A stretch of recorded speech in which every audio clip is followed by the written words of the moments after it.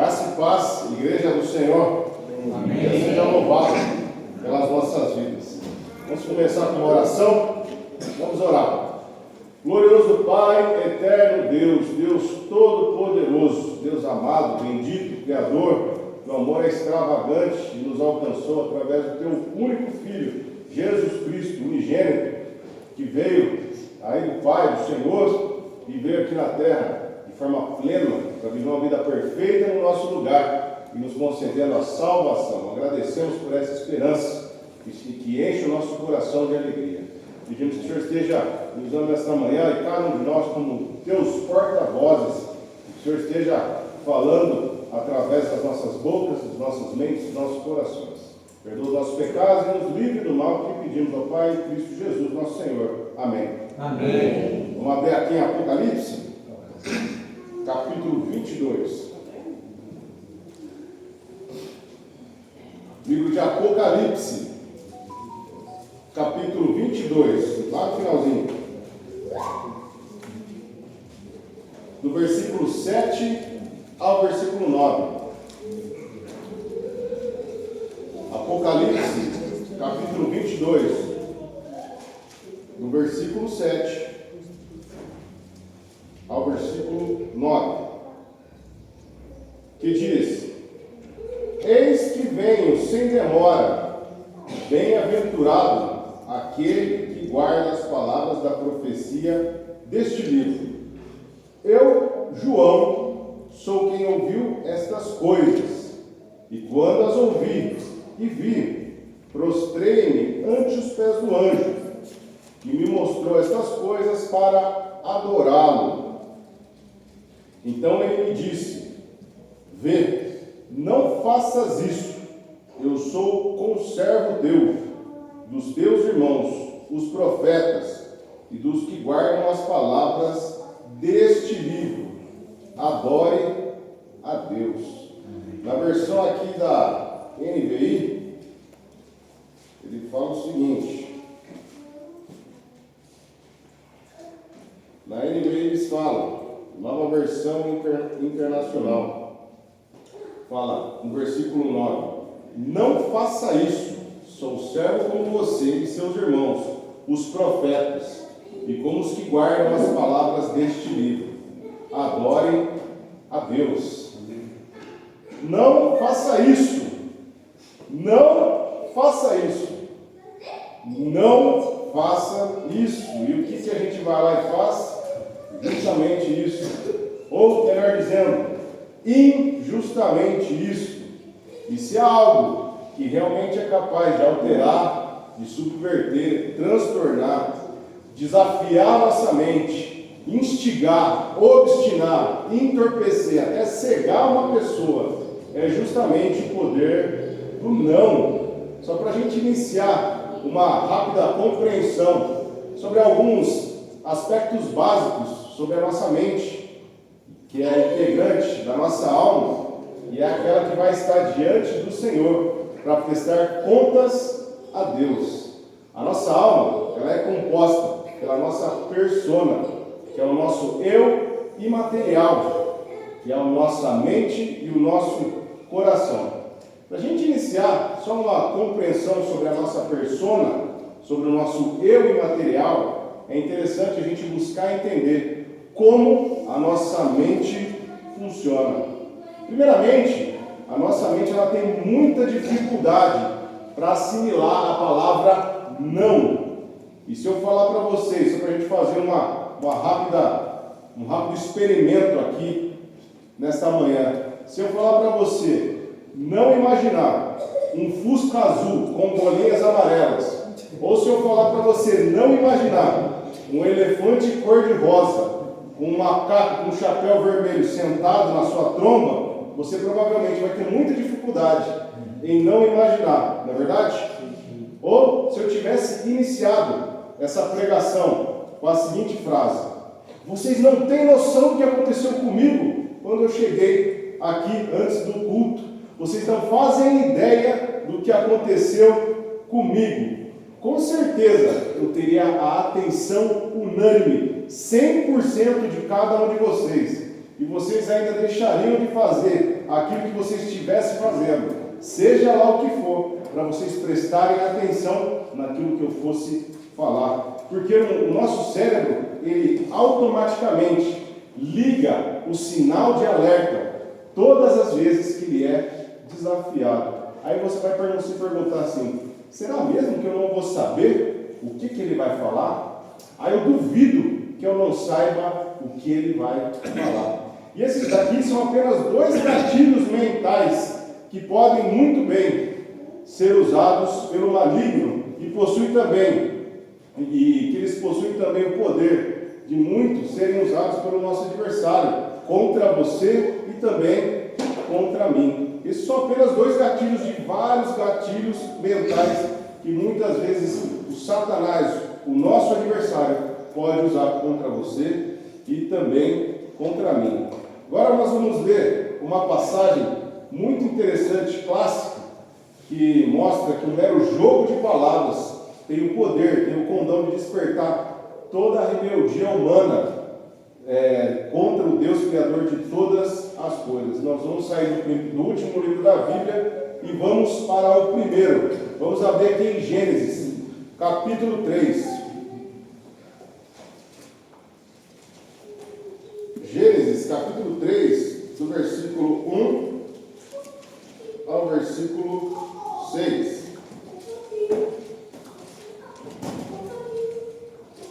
Gênesis, capítulo 3, do versículo 1 ao 6. Que diz a palavra: Ora, a serpente era o mais astuto de todos os animais selvagens que o Senhor Deus tinha feito. E ela perguntou à mulher: Foi isso mesmo que Deus disse? Não comam de nenhum fruto das árvores do jardim? Versículo 2: Respondeu a mulher à serpente: Podemos comer do fruto das árvores do jardim. Mas Deus disse: Não comam do fruto da árvore que está no meio do jardim, nem toquem nele, do contrário vocês morrerão. Disse a serpente à mulher: Certamente não morrerão. Deus sabe que no dia em que dele comerem, seus olhos abrirão, e vocês, como Deus, serão conhecedores do bem e do mal. Quando a mulher viu que a árvore parecia agradável ao paladar, era atraente aos olhos, e além disso, desejável para dela obter discernimento, tomou do seu fruto, comeu e o deu ao seu marido, que comeu também. Nessa passagem, a serpente, de forma sutil, de forma astuta, através da sua pergunta capciosa, desafiou o entendimento de Eva referente ao mandamento divino. E como já sabemos, como já foi falado aqui, o cérebro humano simplesmente não gosta de ser desafiado. Basta a gente imaginar alguém questionando a nossa fé, ou talvez o nosso espectro político, ou mesmo alguma atitude que nós fazemos, ou talvez algum entendimento que nós temos, e a nossa mente logo emite um sinal de alerta para que isso seja imediatamente refutado, para que seja imediatamente eliminado tal questionamento. Provavelmente você já deve ter visto, ou às vezes até participado de algumas discussões sobre direita e esquerda, e talvez já até participado de algum debate sobre isso com familiares, amigos, ou até mesmo ex-amigos. E o que se percebe logo de cara? Que às vezes o pescoço começa a ficar saltados, os olhos começam a ficar bem atentos, acabam acontecendo risadas sarcásticas, por vezes também gritarias, xingamentos e até muitas vezes acontecem as inimizades. Por quê? Porque a nossa mente detesta ser desafiada. E na grande maioria das vezes, a nossa mente ela vai para o embate. E Satanás, o nosso adversário, sabe muito bem disso. E ele vai nos tentar para que nós caiamos como patinhos nas suas armadilhas. Com Eva foi assim. O maligno a dissuadiu, a desafiou com uma pergunta totalmente contrária ao mandamento divino. e ainda iniciou com uma negação. O famoso não, que nós falamos aqui no começo da nossa pregação. E diante dessas técnicas, desses jogos psicológicos, desses parecidos com o que eu fiz aí no começo da nossa pregação agora de pouco, ela fez com que Eva, logo na primeira parte da resposta, disse: podemos comer do fruto das árvores do jardim. E se ela iniciou essa resposta com essa afirmação, é porque no seu íntimo, no seu subconsciente, ela já se encontrava entorpecida, inflamada pelo desafio mental, e ela já estava propensa a responder de forma positiva essa tentação que Satanás colocou diante dos seus olhos, dos olhos dela. A pergunta da serpente, bem como os argumentos que ela utilizou, despertaram no coração de Eva um sentimento que ela nunca tinha experimentado antes, que é a má e a velha cobiça. E por ela se permitir ser arrastada, ser abraçada por esse novo sentimento que ela nunca antes tinha experimentado, diga-se de passagem, ela desconhecendo de como administrar toda essa carga sentimental, tudo isso que ela estava sentindo naquele momento. E vamos lembrar que a natureza feminina, diferentemente da natureza masculina, em sua grande maioria, ela é muito mais sentimento do que razão. E por conta disso, Eva, ela sucumbiu às investidas da velha serpente. E de forma sagaz também influenciou o seu marido, Adão, a comer também do fruto proibido. No versículo 6 novamente diz: quando a mulher viu que a árvore parecia agradável ao paladar, era atraente aos olhos, e além disso, desejável para dela comer, e se obter discernimento, tomou do seu fruto, comeu e deu ao seu marido, que comeu também.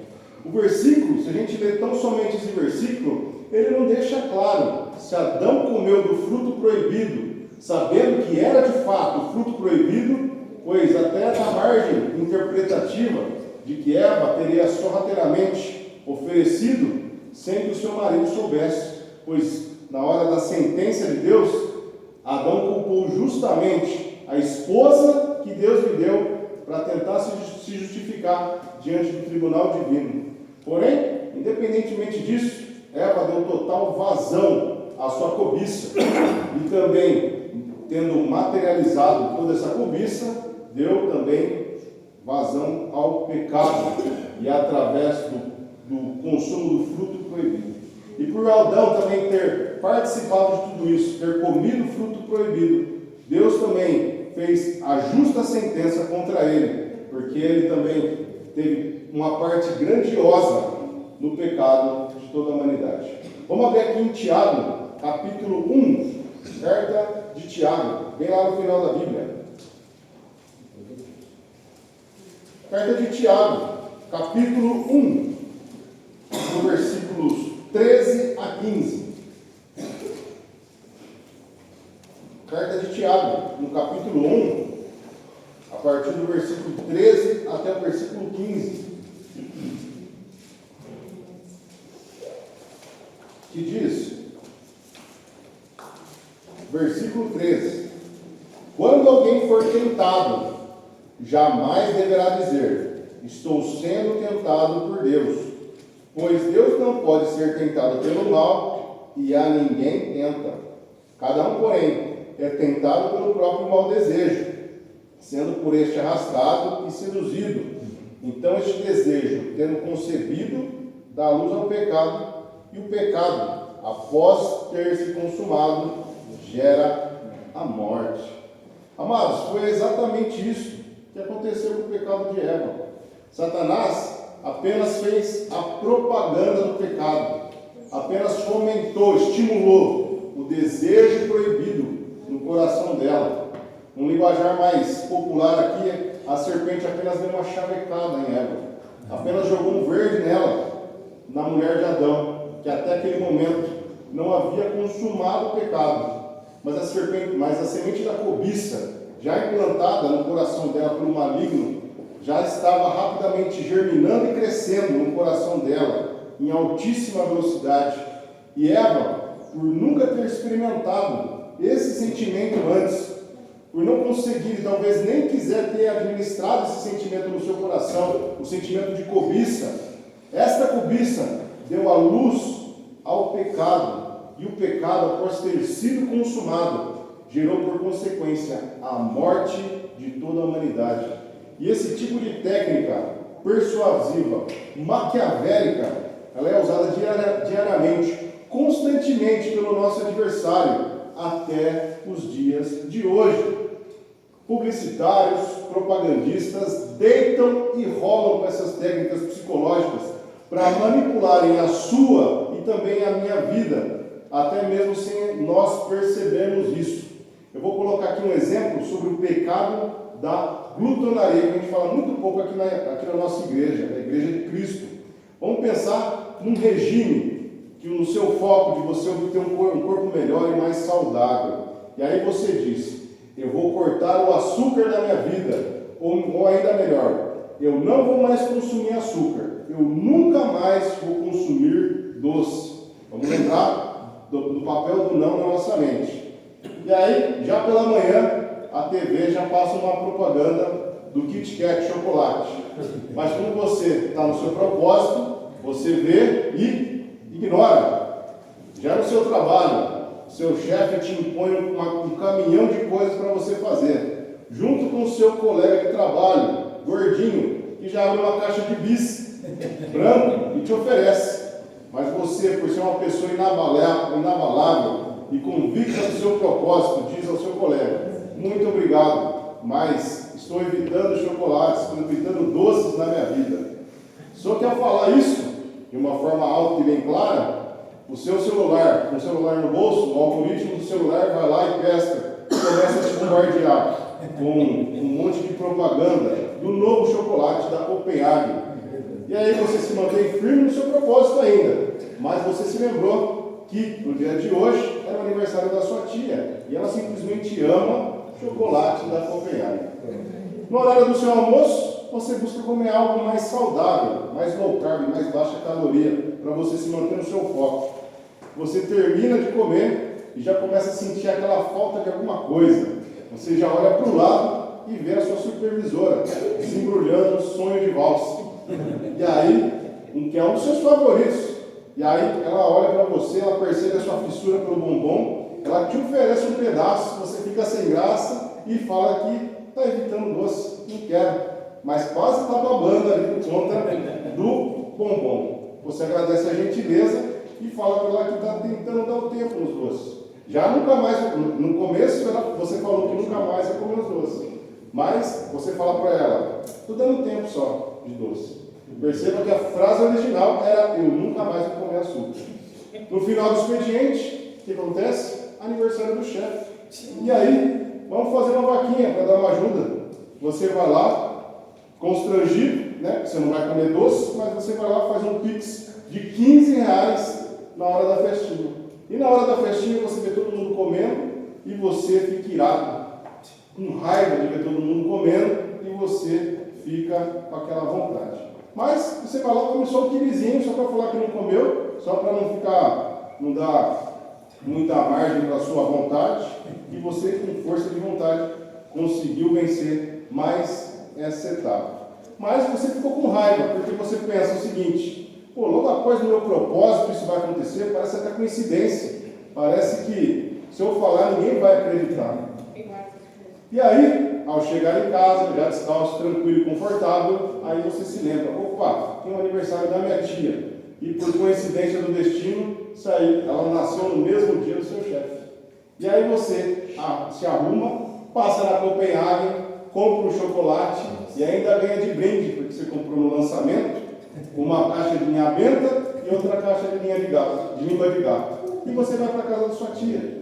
Como de praxe lá, várias guloseimas, e aí você olha para tudo aquilo, sente aquele vazio no seu coração e no seu estômago, aquele vazio na sua alma, e aí você pensa: quer saber? Só se vive uma vez. E aí você vai lá e passa o seu rolo compressor, come tudo e começa até quase passar mal. E é esse que é o ciclo vicioso do pecado, que volta a fazer parte da sua vida. O pecado da glutonaria 5, você 0. E esta é a fórmula. Esse é o procedimento de Satanás, que vai se mostrando cada vez mais forte, e ele vai inserindo esta mesma fórmula de insucesso, desde Adão e Eva até os dias presentes, não apenas com a glutonaria, mas com todos os demais pecados.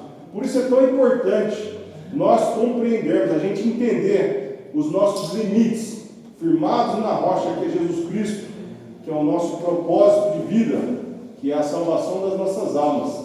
Nós devemos evitar essas pequenas distrações, por mais que sejam pequenas, elas ainda assim possuem uma grandiosa influência, não apenas na nossa vida terrena, mas também na nossa vida espiritual. E o nosso adversário, ele é ardiloso, ele é paciente, e ele é um terrível gênio do mal. Fica como um leão faminto, atrás das almas vacilantes. E se a gente não passar a compreender, ao menos, essas técnicas básicas, psicológicas, para a nossa sobrevivência espiritual, nós vamos continuar à mercê das nossas vontades, das vontades de Satanás, vontades manipuladoras, vontades que nos passam como fantoches nas mãos do seu controlador. Nós devemos sempre lembrar, diariamente, constantemente, que nós, os batizados na água e no Espírito, nós temos o próprio Deus morando nos nossos corpos, nos nossos corações.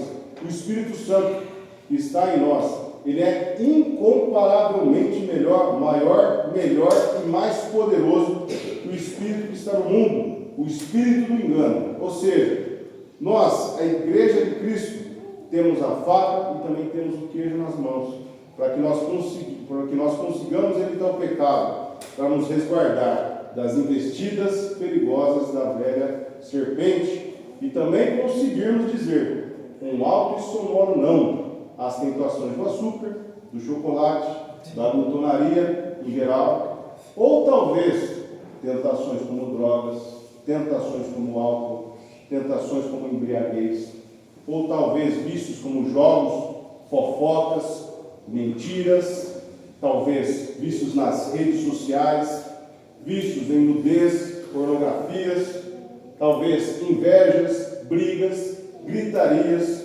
discussões inúteis, confusão, desamor, traições, palavras torpes, xingamentos, más companhias, inveja, ganância, arrogância, preguiça e tantos, mas tantos e tantos outros pecados que nós devemos ter o poder de dizer um sonoro não e passarmos a viver a vida tomando posse das nossas novas virtudes, do nosso novo estilo de vida, que busca imitar com fidelidade os mesmos passos, as mesmas virtudes de Emmanuel, o Deus conosco, Jesus Cristo, que Ele está atuante tanto no seu, quanto também no meu coração, através do Espírito do Senhor, o Espírito Santo, e através também da sua palavra, que está nas nossas mãos.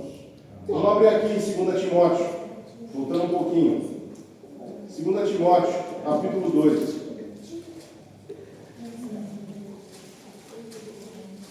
Carta de 2 Timóteo, no capítulo 2, a gente vai ler o versículo 22.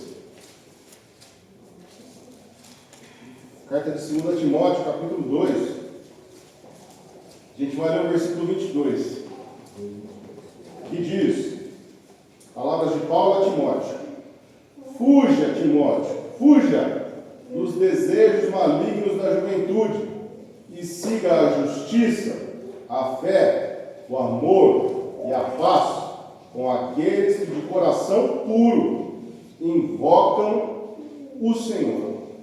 Quando nós nos esmeramos em compreender as artimanhas espirituais e até psicológicas de Satanás, quando compreendemos que o nosso adversário, ele atua preferencialmente nas nossas fraquezas, nas nossas vulnerabilidades, nós podemos e devemos também traçarmos as nossas estratégias para que justamente não caiamos nas tentações e nas investidas de Satanás.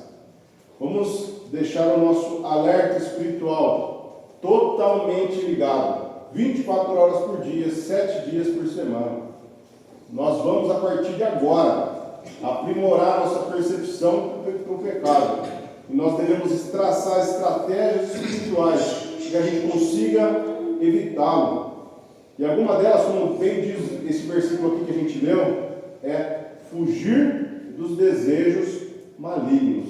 E para que a gente consiga fugir destes desejos malignos, nós primeiro devemos identificá-los, fazendo uma autoanálise sincera das nossas vidas, em particular, e também seguirmos a justiça, a fé, o amor e a paz, juntamente com os que de coração puro invocam o Senhor.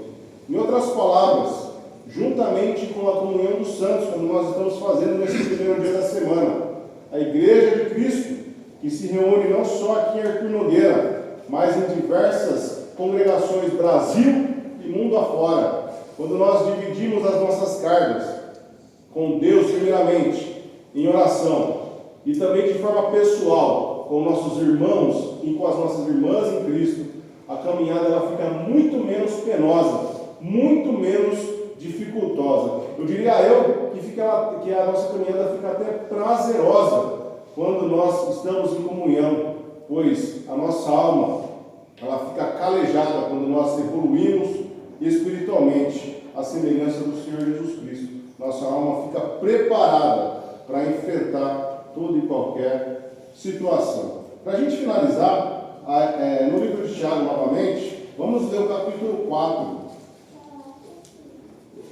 Capítulo 4, do versículo 7 ao versículo 8. Versículo 7 e 8, para a gente finalizar. Carta de Tiago, capítulo 4, o versículo 7 e o versículo 8, que dizem: portanto, submetam-se a Deus, resistam ao diabo, e ele fugirá de vocês. Aproximem-se de Deus, e ele se aproximará de vocês. Pecadores, limpem as mãos, e vocês que têm a mente dividida, purifiquem o coração. O nosso adversário, ele, apesar de ser poderoso, ele não é onipresente.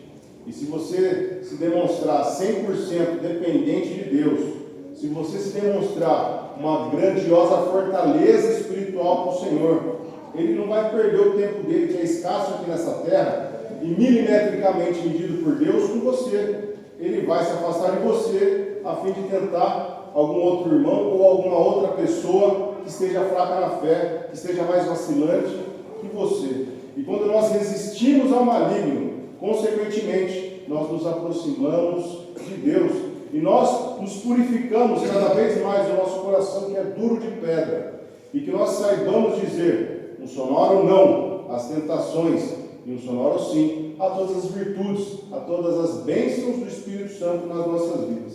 E a minha oração é para que Deus desperte tanto no seu, quanto também no meu coração, tanto na sua, quanto também na minha alma, uma fortaleza espiritual contra toda e contra qualquer tentação, contra toda e contra qualquer investida do maligno que é o nosso adversário. O Espírito Santo de Deus é conosco. Amém? Amém. Vamos orar? Senhor querido Deus, eterno Pai, primeiramente queremos te pedir perdão, pois muitas vezes caímos nas tentações, nas investidas do maligno. Nós não queremos ser assim, Pai. Queremos ser como Jesus Cristo. Ele é o nosso alvo. Ele é a grandeza da nossa vida e da nossa alma. Então queremos nos mirar sempre nos exemplos de Jesus em nossas vidas. Que o Senhor nos afaste de toda tentação, nos afaste de todas as nossas atitudes ruins e nos faça tomar posse das tuas virtudes, das virtudes do teu Espírito Santo, para que consigamos também ser fonte e canal de bênçãos para as pessoas e transmitirmos, Pai, a tua palavra com toda a fidelidade, com todo amor. Queremos te louvar e te agradecer por este culto maravilhoso, e é em Cristo Jesus, nosso Senhor, que nós oramos e agradecemos. Amém. Amém.